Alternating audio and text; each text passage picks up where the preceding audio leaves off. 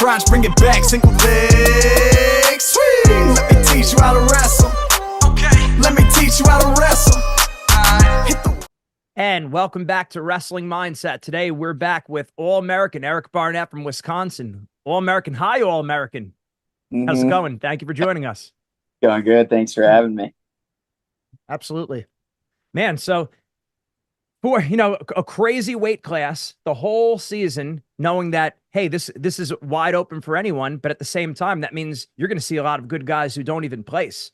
And being Right. the higher end of placing, that's awesome. Talk about, well, I guess start with the NCAA tournament. Go with most recent. Yeah, I mean, all season I kind of told myself that 3 days in March matter most. Whatever happened at Big Tens, whatever happened throughout the season, didn't really matter all that much in the grand scheme of things. But the thing that mattered most was, those 3 days in March and how I, present myself, carry myself, and can compete in those 3 days. There's a lot of dudes in that bracket that, are All-American caliber guys in any given year, even if you run that tournament back again. Super, super deep. Guys losing first round, coming all the way back, running the gauntlet. And yeah, it was fun to be a part of, though. It was kind of a spectacle of NCAAs and to be a part of that, and, a lot of eyes on it. So it was pretty neat to be a part of that. Absolutely. And then talk about, some of your reflections on the season, Big Ten, all of that. Yeah, I mean the Big Ten's a grind, right? I don't love the Big Ten season, right? It's I'm wrestling top 5, top 10 dudes week in, week out, sometimes two on the same weekend, a Friday, Sunday, and then I get 1 week off and then we go into a Big Ten tournament. So it's a grind, but I mean, I think, for anybody that wants to go into the Big Ten, it's kind of the reason you do it, right? You get to compete with the best of the best. You get to feel out those guys. And again, you're getting prepared for 3 days in March. So as long as, you go in with the mindset of knowing that those 3 days in March matter most, and to give yourself a chance. I mean, those guys, seeing 29 seeds, 33 seeds, that kicked from Oklahoma State a couple of years ago, 33 seed wasn't supposed to be at the tournament, went in, I'm sure he thought 3 days in March matter most, right? Wasn't too concerned with the season. So yeah, Big Ten's a grind, but it's just fun and trying to compete, to the best of your ability week in, week out. Absolutely. Now, how do you balance? It is all about the end of the season, but at the same time, then when the time comes, you don't want it to be built up like a mountain where now there's too much pressure. Right. How do you balance that? Yeah, for me, I mean, I talked a little bit to my coaches about it and how, being my fourth NCAAs, it's a little different than my first, right? I'm trying to treat it like a playground pretty much. Like, to me, it was just it just before my semis match, I remember saying to Reader, this is it feels like a youth tournament right now. There's just hundreds of thousands of people watching. That's the only difference.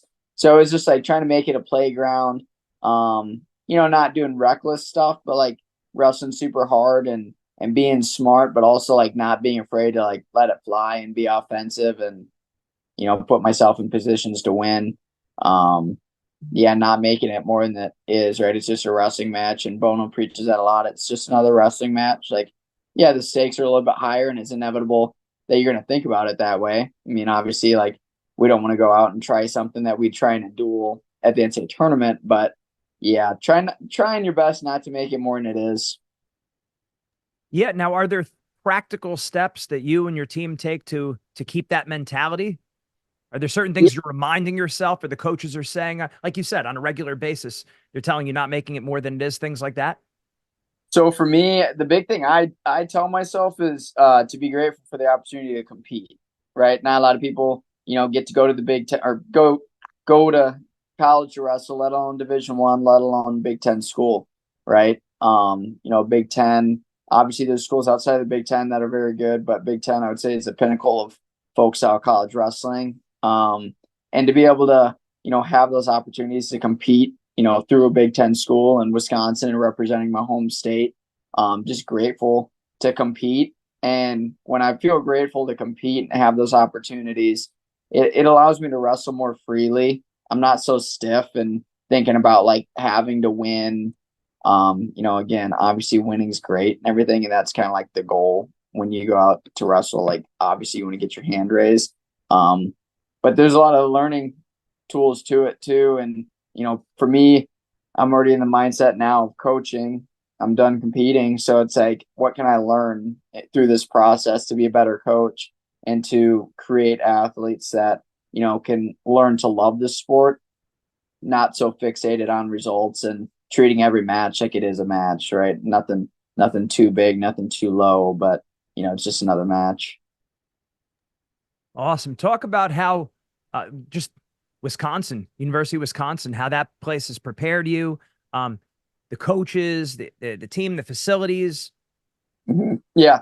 I mean, for me, again, homegrown, I'm born and raised in Wisconsin, decided, originally I was committed to go to North Carolina, realized that family was more like very important to me. Like, obviously I knew it was important to me, right? But once it started getting close to time to like really commit to going to the university and signing, all the stuff, I was like, man, I think I want to be close to home. So being able to represent my states meant a lot to me. And, I think it's helped me prepare because I know I have a fan base that's supporting me throughout the state.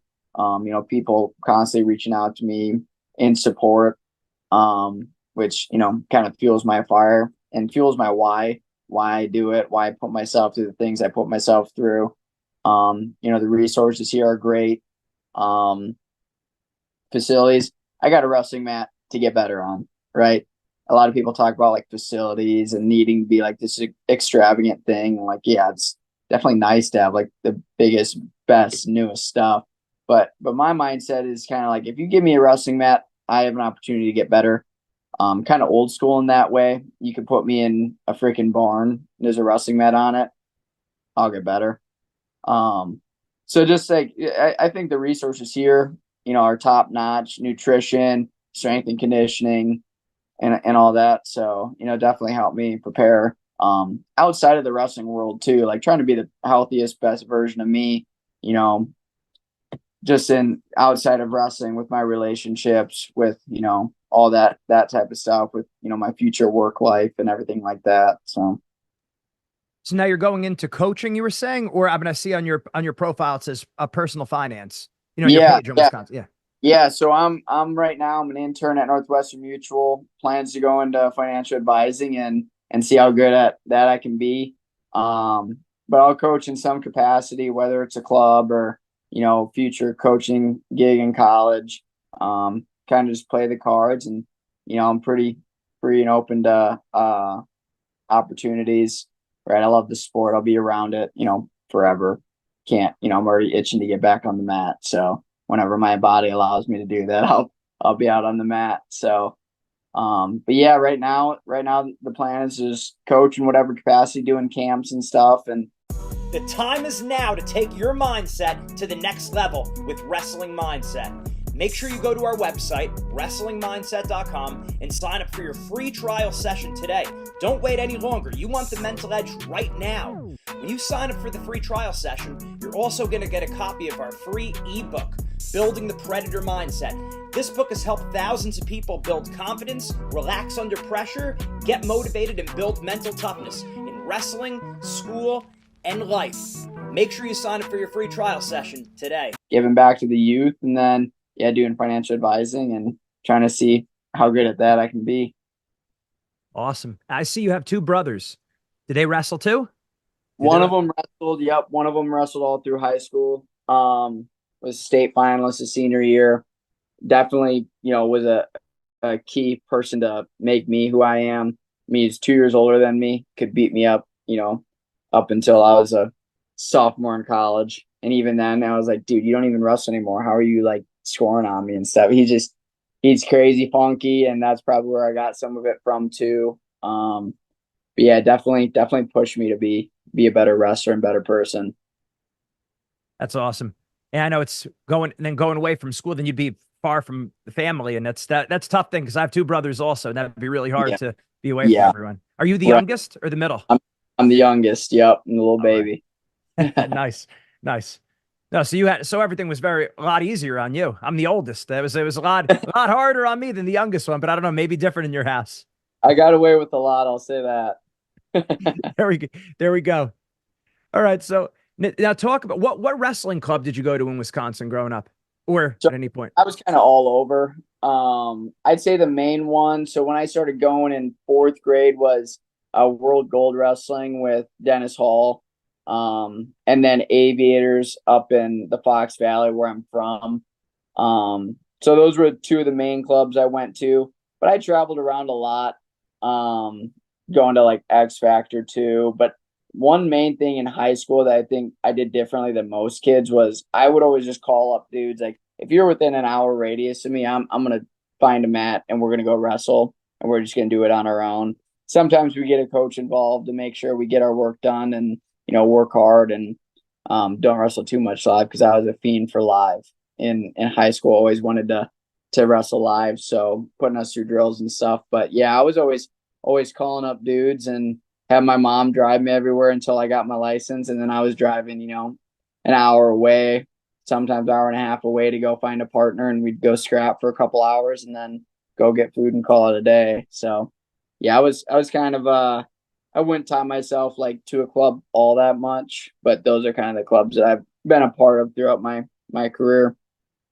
That's awesome. I love that you took the onus on yourself. You put it on you, the responsibility on you to go For out sure. and find the partners, and then calling up those people. Now, how did you get a hold of those people? Like social media, and then did you just reach out? And I'd assume you probably were competing against some of those guys, maybe people you wrestled against. How did that Yeah. go? Yeah, so that it's a good question. Like when I was in, I want to say my sophomore year of high school. So Wisconsin has three divisions, and I'm in like big schools. So I would a lot of the times find the tough kids around my weight in like D2, D3. So there wasn't that like huge competition thing. Like we always saw those kids like throughout the year at like the tournaments and whatever, but there wasn't like a lot of value in those tournaments, obviously. But yeah, I would just call them up, social media, or I'd find them at the tournament. Like I remember one tournament, I wrestled the kid in the finals and like was like, "Yo, you want to go wrestle like tomorrow?" Like it was a good match. So I was like, "Yo, you want to go like practice tomorrow and pick each other's brains? We're different divisions. We're gonna go same weight at state, but obviously different divisions where we're not gonna see each other." So, and then yeah, it was cool. Like winning state titles right at the same time as these dudes that I'm competing against, but also training with different divisions. So it all worked out. Yeah, just calling them up, texting them, reaching out to their parents if I can't find their stuff, and making something happen. That's huge, because a lot of times kids are so used to the parents doing everything for them and not being as proactive as they personally could be. And I think that Yep. also goes right along with your mentality before of, yeah, like the facilities are nice, but I don't need them. Just give me a mat. Like I'll take whatever's available and I'll make the best of that. And I For think sure. that's, I mean, to me, that'd be the kind of guy you'd want managing your money, right? the guy who's gonna make things happen. So a plug for your future career at Northwestern Mutual. I love it. Yeah, for sure. Definitely making stuff happen though. I mean, just with the resources, I was always fortunate to have passionate coaches growing up that wanted to support me throughout. But you know how it goes sometimes with partners, and if guys aren't bought in year round, it turns into the point of like my busy season was always like freestyle season. When I had to like start traveling, like high school, I always had like practices going on and everything like scheduled out for me right at my high school. Busy season was freestyle because I knew I had to drive a couple hours to go get partners. But yeah, definitely that, I took pride in that too, like having that accountability and the responsibility for my own success, like making sure that I had to go reach out to partners. And my parents were always just like, all right, like you need gas money, like where are you going to be tonight? Like what's the plan? So I appreciate them letting me, trusting me as a teenager to go do the right thing and get my work in. So yeah, it was definitely fun doing it that way though. Like just scrapping with kids and finding not even know if we can turn the lights on to the wrestling room half the time. We just go scrap. That's awesome. No, I love that mentality. And then talk about, so what age did you start wrestling? Or Like, and your brothers were wrestling at that time also. yeah, so I remember, dude, I think I was a weird kid. I think I was a real weird kid. I was so one brother's 2 years older than me, one's 4, and they Okay. brought home a flyer from school and said like my oldest brother was like, hey, we should try this out or whatever. So when I was 3, we went to like the high school for a youth practice, and I remember like my parents couldn't keep me off the mat. They kept yelling at me like, hey, you're too young to wrestle. I remember getting like smoked in the head with like a knee or something. Some kids flying around. I run to my mom crying. 5 minutes later, I'm like back out on the mat, like trying to get out there, like and wrestle and mess with kids and whatever.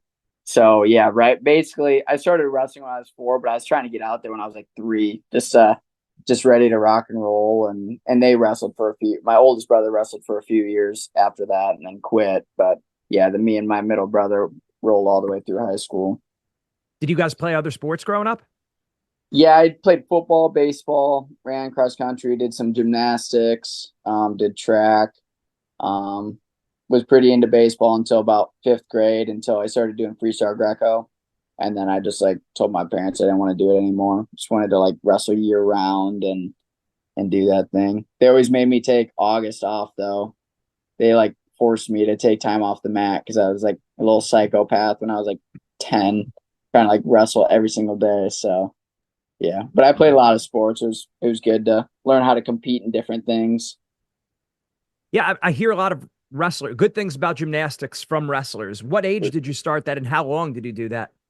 I didn't do it all that long. It was kind of like on and off, just depended on the season of wrestling, how busy we were, going to clubs and all that, like in middle school. Mhm. Um, Maybe when I was like 8 or 9, but yeah, I was on and off doing it. But it was more for like the core body control, core exercises, stuff like that. Never like competed or anything like that. But yeah, Right. No, just because I always thought it's like it's easy to take an athlete and make them into any specific sport. It's hard to take a specific sport and make them into an athlete. And for especially sure, as the higher the level you go up, you have to be athletic. And there's a for lot of sure. people that just can't do some basic things with their body that Right. gymnastics would be a type of thing that would help you with. Absolutely. The body control that I learned from gymnastics, I think was huge, to be able to contort my body in a way, to be able to be comfortable being upside down in wrestling and awkward positions. Like I think I'd promote gymnastics to anybody, trying to take it to the next level, especially at a young age. Learning how to control your body like is huge, like absolutely huge. For a wrestler to be able to do. Because if you can control your body with ease, it makes it a lot easier to control somebody else's body, right? And moving them. So yeah, I couldn't recommend it anymore. Especially for, youth, middle school kids. Awesome. That's great stuff, Eric. I appreciate it. And now, is there any more competing you're going to be doing at all at the senior level, or you're good? You're good. You're I, all set. I think I'm good. Yeah. Right now I'm good. I don't plan on anything right now. I'm getting a little itch already to get back on the mat, which surprised me. I thought I'd take more time off, but yeah, I think I'm done, ready to move on and you know, do the coaching side of it. So Awesome, Eric. Well, great stuff. And thank you very much for all your insight. Everything was great. I appreciate it. Thanks for having me. All right. Take care. Awesome. You too. Bye. Cool. See ya.